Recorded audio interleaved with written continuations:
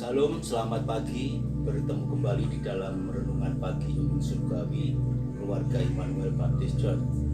Pagi hari ini Bapak Saudara, kita akan kembali belajar firman Tuhan, di mana saya mengambil Yohanes 14 ayat 6 menjadi dasar di dalam Sabtu Sunyi ini untuk kita punya keyakinan penuh bahwa Yesus Kristus yang mengatakan akulah jalan dan kebenaran dan hidup, tidak ada seorang pun yang datang kepada Bapa kalau tidak melalui Yesus Kristus.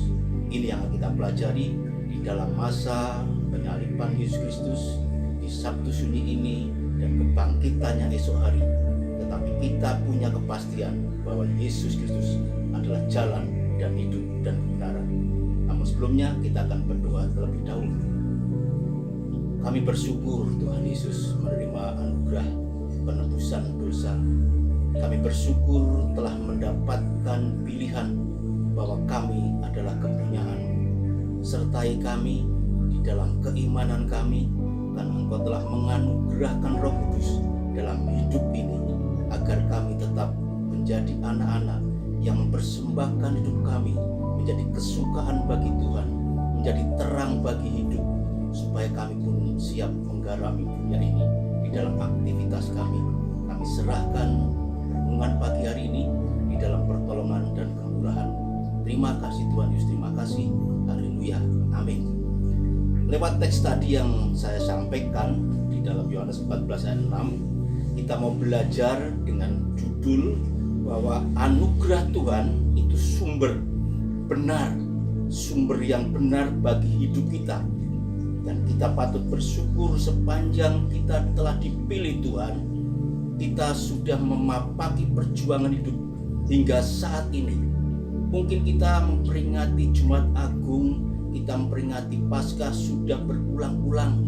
Tapi cobalah ketika kita akan menikmati kebangkitan Yesus Kristus, kita sudah lebih dahulu punya keyakinan keimanan yang teguh bahwa Yesus Kristus adalah jalan, kebenaran, dan hidup.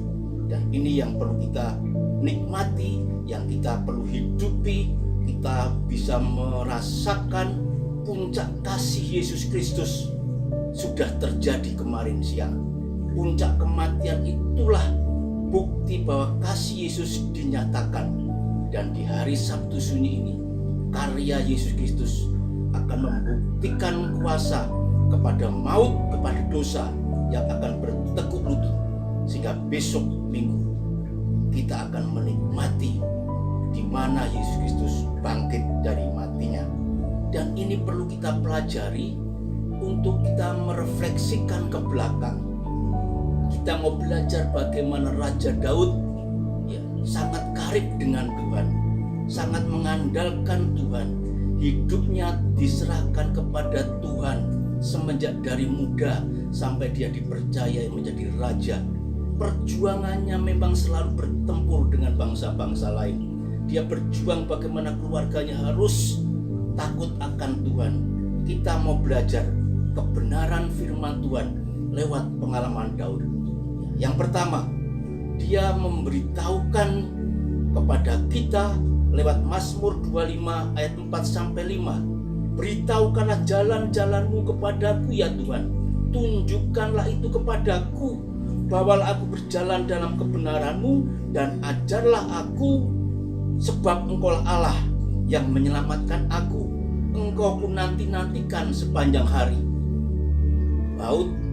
Raja Daud meminta jalan, meminta petunjuk, meminta jalan yang benar itu supaya Allah menyelamatkan dia. Itu yang dinanti-nantikan Daud. Jadi yang pertama, kita belajar dengan Daud untuk meminta, memberitahukan Allah, memberikan jalan, petunjuk, keselamatan kepada kita. Yang kedua, Daud meminta petunjuk jalan Tuhan. Lewat Mazmur 27 ayat 11-13. Tunjukkanlah jalan ya Tuhan kepadaku. Tuntunlah aku, sebab seturku. Janganlah menyerahkan aku kepada nafsu lawanku, dan seterusnya. Daud minta petunjuk Di awal tadi meminta pemberitahuan, sekarang minta petunjuk. Kita sangat rindu sepanjang kita masih hidup ini, kita minta pemberitahuan jalan kebenaran Tuhan.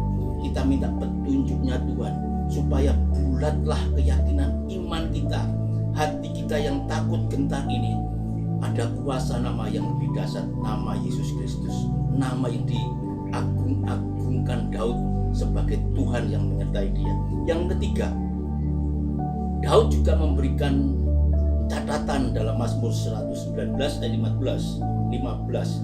Aku hendak merenungkan titah-titahmu dan mengamat-amati jalanmu. Daud bukan hanya minta petunjuk jalan kebenaran, minta petunjuk jalan keselamatan, tetapi dia melakukannya, meresponinya, sehingga dia merenungkan titah-titahnya dan mengamat-amatinya dan melakukan apa yang menjadi perintah Tuhan. Ketika kita menerima pemberitahuan jalan kebenaran, ketika kita sudah menerima petunjuk dari Tuhan, semestinya respon kita mengerjakannya.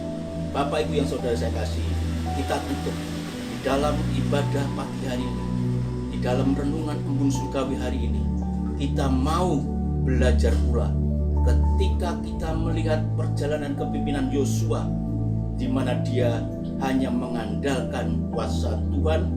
Dalam Yosua 1 ayat 7 dan 8, hanya kuatkan dan teguhkanlah hatimu dengan sungguh-sungguh, bertindaklah hati-hati sesuai dengan seluruh hukum yang telah diperintahkan kepadamu oleh hambaku Musa.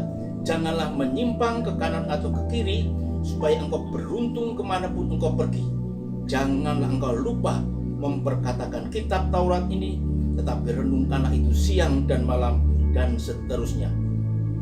Berarti kita bisa melihat keteladanan Daud, kedekatan dia dengan Tuhan, karibnya Daud dengan Tuhan. Kita juga bisa melihat cara kepimpinan Yosua yang tak henti-hentinya meminta petunjuk Tuhan, tidak mau menyimpang atas perintah Tuhan, dan itu dikerjakan dalam kepimpinan Yosua. Bapak Ibu yang saya kasih, kita bersyukur di dalam Alkitab kita banyak belajar tentang tokoh-tokoh yang mengikuti, memastikan bahwa hanya Tuhan Yesus Kristuslah jalan dan kebenaran, dan jalan itu menuntun kita di dalam hidup yang benar. Tuhan Yesus memberkati. Salam.